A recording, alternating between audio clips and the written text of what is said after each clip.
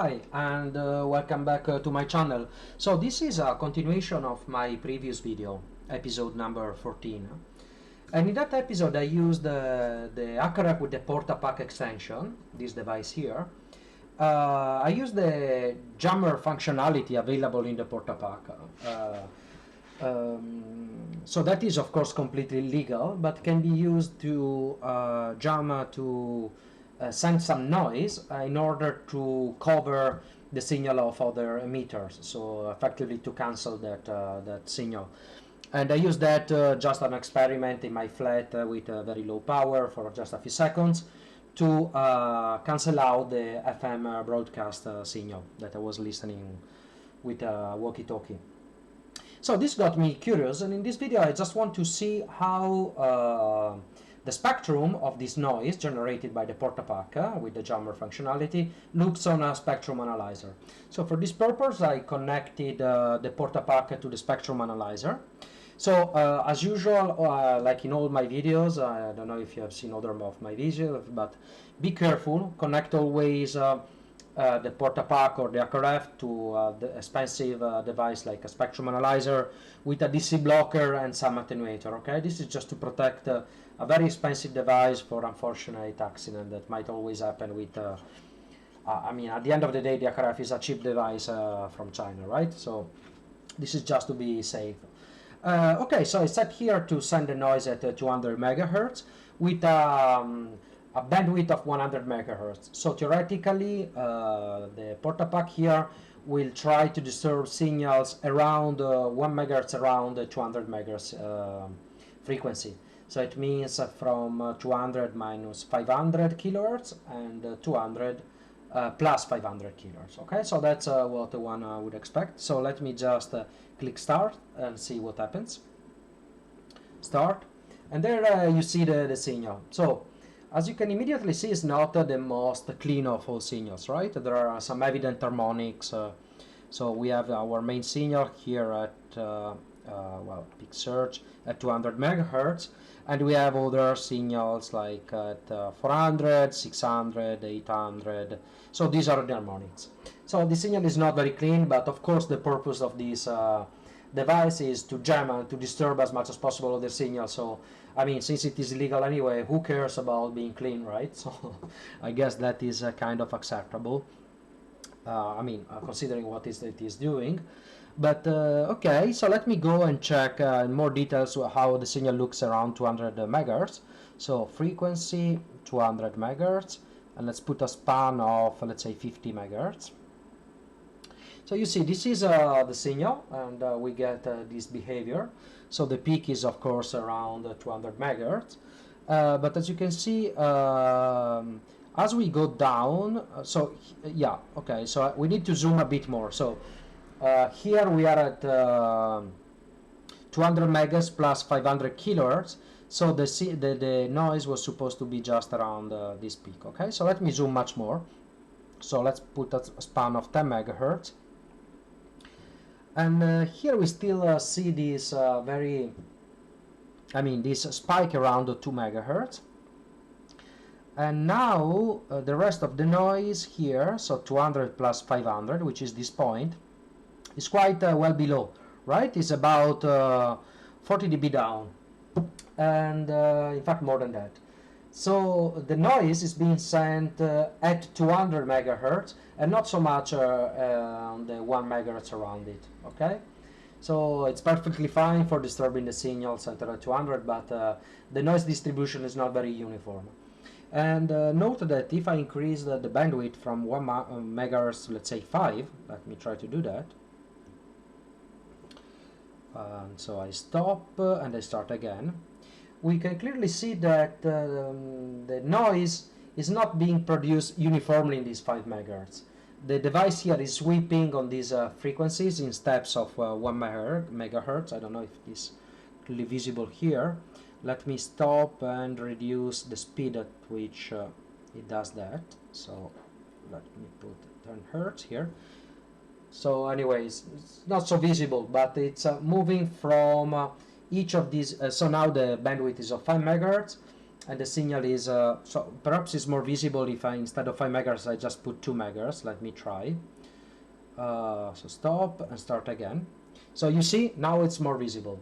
The noise is moving back and forth from these two signals. So you see, it's basically 200 and 500 megahertz and 200 minus 500 megahertz. So it's emitting these two signals, two noise signals intermittently. So that's the way this device can give you noise, can jam large bandwidths, not emitting a uniform noise around all that bandwidth, but by in a sequential way spike noise at 1 megahertz intervals.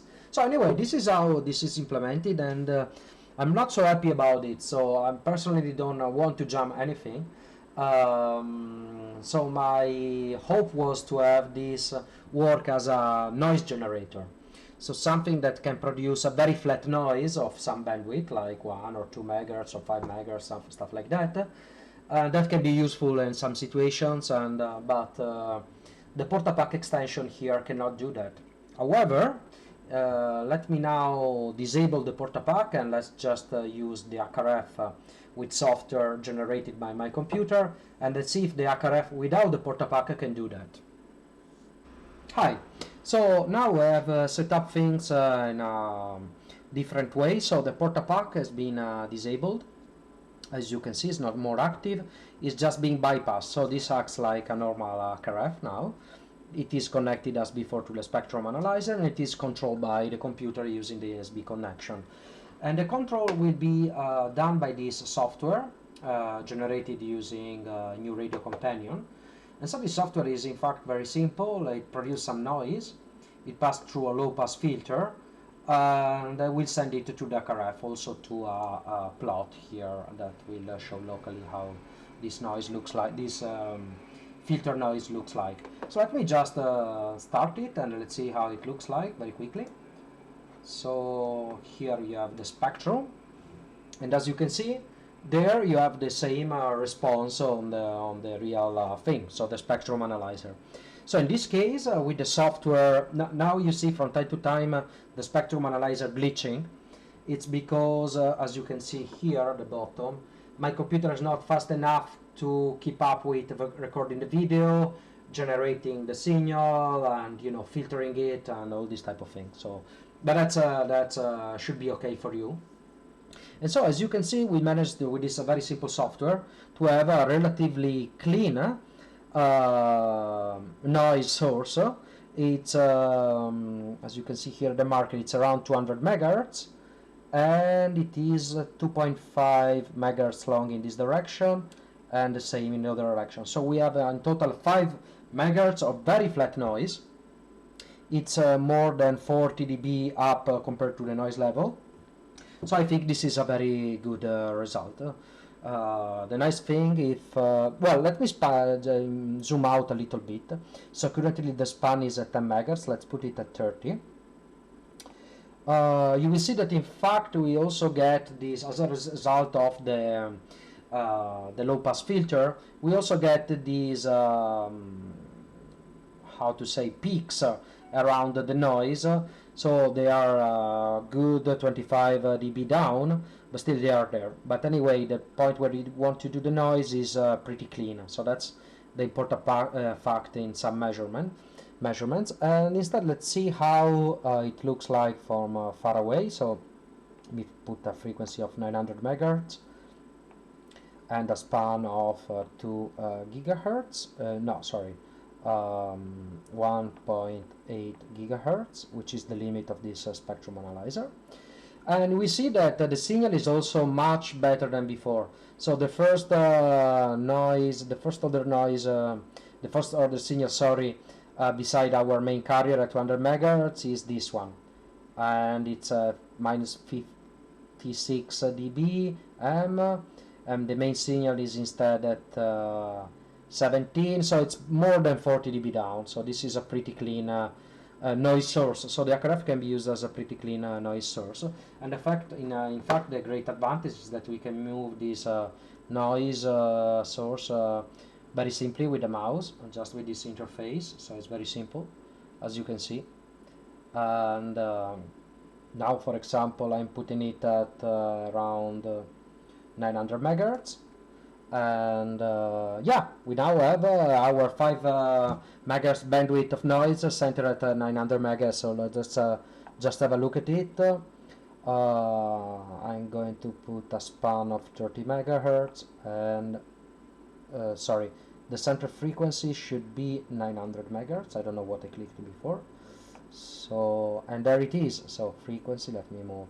We have exactly the same thing that we had before, centered at 200 megahertz, but now it's 900 megahertz. It's a very flexible setup.